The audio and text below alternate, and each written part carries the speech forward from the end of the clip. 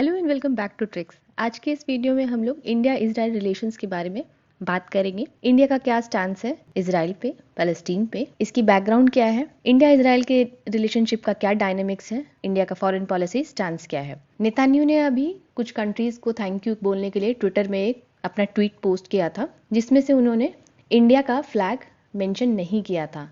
एक तरह से इंडिया को इग्नोर कर दिया था, जबकि इंडिया में सोशल मीडिया में ये ट्रेंड चल रहा था hashtag stand with Israel. Although government की तरफ से ऐसा कोई भी आउटराइट स्टेटमेंट नहीं दिया गया है। तो आज के इस वीडियो में हम लोग समझेंगे कि क्या गवर्नमेंट का स्टैंड है इस कन्फ्लिक्ट पे, हमारे रिलेशनशिप का डायनेमिक्स क्या है।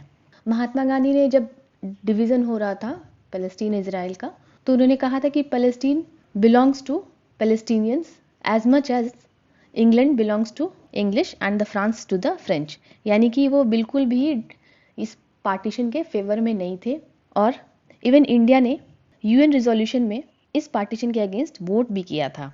जब इजराइल का एडमिशन होने लगा था यूनाइटेड नेशन में, उस समय भी इंडिया ने अगेंस्ट में वोट किया था। तो शुरुआत में बहुत ही अच्छे रिलेशंस नहीं थे और India was not in favour of the partition as well as the admission of Israel in the United Nation, क्योंकि यूनाइटेड नेशन में एक बार एडमिशन मिलती है तो उसको एक तरह से लेजिटिमेसी मिल जाती है कंट्री को। हालांकि फिर इनफॉर्मली रिकॉग्नाइज किया इजराइल को इंडिया ने 1950 में as a nation state. Bombay में एक कॉन्सुलेट बना, लेकिन बहुत ही चालाकी से जो नेहरू लेड कांग्रेस थी उस टाइम की, विदाउट मुस्लिम्स के सेंटिमेंट को हर्ट करते हुए इजराइल के लिए छोटा सा रास्ता खोला और केवल कॉन्सुलेट बनाया बॉम्बे में, और न्यू दिल्ली में कोई भी एम्बेसी नहीं थी। उस समय अरब कंट्रीज के साथ इंडिया के काफ़ी फेवरेबल रिलेशंस थे। वास्ट इंडियन डायस्पोरा भी अरब कंट्रीज में रहता था। यहाँ से काफ़ी लोग वहाँ जा करके नौकरी करते थे, अभी भी करते हैं। जो लोग वहाँ नौकरी करते थे वो वहाँ से वो रेमिटेंस भेजते थे, यानी कि जो पैसे अर्न करते हैं और भेजते हैं, इससे हमारा फॉरेन एक्सचेंज बढ़ता था और हमें फॉरेन एक्सचेंज की उस समय बहुत ही ज़्यादा ज़रूरत थी। Plus India is an energy dependent country, और हम लोग एनर्जी के लिए किस पे डिपेंडेंट थे, तो गल्फ कंट्रीज पे डिपेंडेंट थे। इंपोर्ट करते थे वहाँ से, और इंपोर्ट करने के लिए हमें चाहिए होता था फॉरेन एक्सचेंज। तो आप देख रहे हैं कि किस तरह की डिपेंडेंसी थी गल्फ स्टेट्स पे।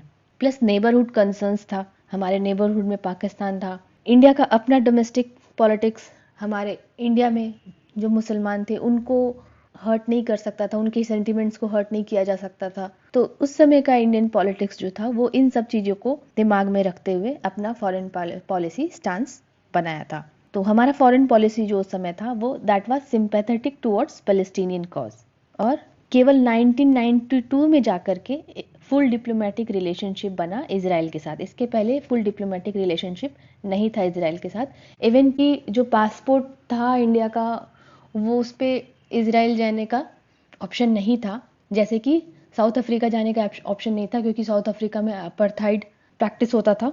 1992 के बाद जब लिबरलाइजेशन हुआ और कंट्री ने फॉरेन ट्रेड के लिए अपना पूरा दरवाज़ा खोल दिया, तो इजराइल को भी एंट्री मिली। और 2017 में पहली बार इंडिया के प्राइम मिनिस्टर इजराइल विजिट किए। इसके पहले किसी प्राइम मिनिस्टर ने इजराइल विजिट नहीं किया था। इंडिया का फॉरेन पॉलिसी स्टांस अब क्या है, अभी जो कॉन्फ्लिक्ट चल रहा है उस पर क्या है। इंडिया चाहता है immediate de-escalation of Israel Palestine hostilities. India के रिप्रेजेंटेटिव जो यूएन में है और सिक्योरिटी काउंसिल में जो है, उन्होंने ये स्टेटमेंट दिया है कि तुरंत ही डीएस्केलेशन होना चाहिए, और बोथ पार्टीज को जो प्रेजेंट स्टेटस क्वो है उसको चेंज करने से पीछे हटना चाहिए, चेंज नहीं करना चाहिए। India condemned both sides and अर्ज देम टू स्टॉप। इंडिया ने सपोर्ट किया है efforts of the quartet, UN, US, EU और रशिया के, जो एफर्ट कर रहे थे पीस प्रोसेस के लिए। And India shows its strong support to the just Palestinian cause.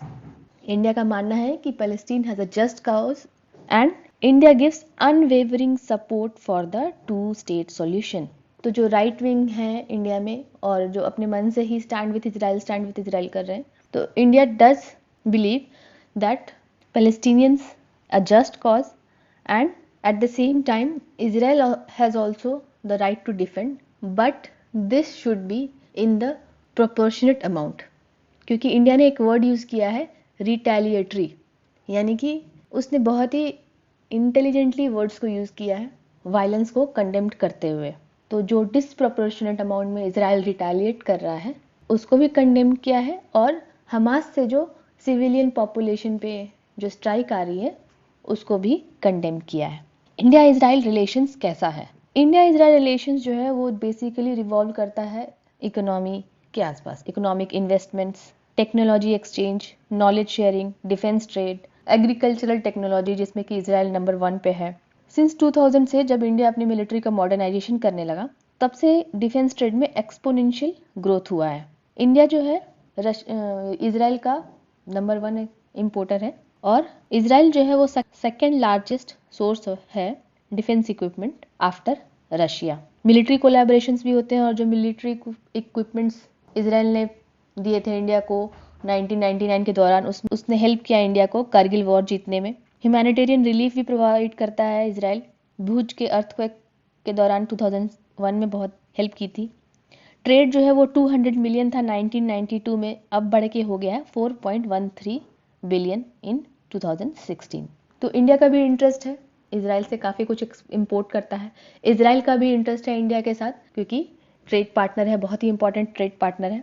But ऐसा नहीं है कि जिस तरह से यूएसए ने डिक्लेयर कर दिया है कि Israel has a right to defend और हर एक अटेम्प्ट को वो ब्लॉक कर दे रहा है सिक्योरिटी काउंसिल में इजराइल को क्रिटिसाइज करने के लिए कोई भी रिजोल्यूशन पास नहीं होने दे रहा है। इंडिया ने एक स्ट्रॉन्ग स्टैंड लिया है कि वो वायलेंस को बिल्कुल भी सपोर्ट नहीं करता और अर्ज किया है दोनों ही पार्टीज को 2 स्टेट सॉल्यूशन पे वर्क करने के लिए। So yes, Israel have a right to defend themselves, लेकिन एक्सपर्ट्स का कहना है कि disproportionate response is not justified. अगर हमास एक रॉकेट मार रहा है तो इजराइल 100 मार रहा है और इससे सिविलियंस काफ़ी ज़्यादा इम्पैक्ट हो रहे हैं, काफ़ी बच्चे मर गए हैं, जो बहुत ही शर्मनाक है, बहुत ही दुखदाई है। Israel is acting as a bully in the name of defending itself. Israel has been encroaching lands और जिस पर कोई भी बात नहीं करना चाहता है। एक्सपर्ट्स का कहना है कि इस तरह से प्रॉब्लम सॉल्व नहीं होगी और ज़्यादा प्रॉब्लम्स क्रिएट होंगी और ज़्यादा टेररिस्ट ग्रुप्स बनेंगे और ज़्यादा टेररिस्ट अटैक होगा इजराइल पे। और यहाँ पे USA should act responsibly. Although USA के पास ज़्यादा लीवे नहीं है इजराइल को कन्विंस करने के लिए और इजराइल की अपनी भी जो पर्सनल डोमेस्टिक पॉलिटिक्स है वो काफ़ी हार्डकोर है। नेतान्याहू जो है अभी वहाँ के PM, he is a very hardcore prime minister और वो हर चीज़ को ओवर असेस करते हैं, इसीलिए हर चीज़ का ओवर एक्टिव रिस्पॉन्स होता है। तो आज की वीडियो में इतना ही, मिलते हैं अगले वीडियो में। चैनल को सब्सक्राइब कर लीजिए। Thanks for watching, have a very nice day.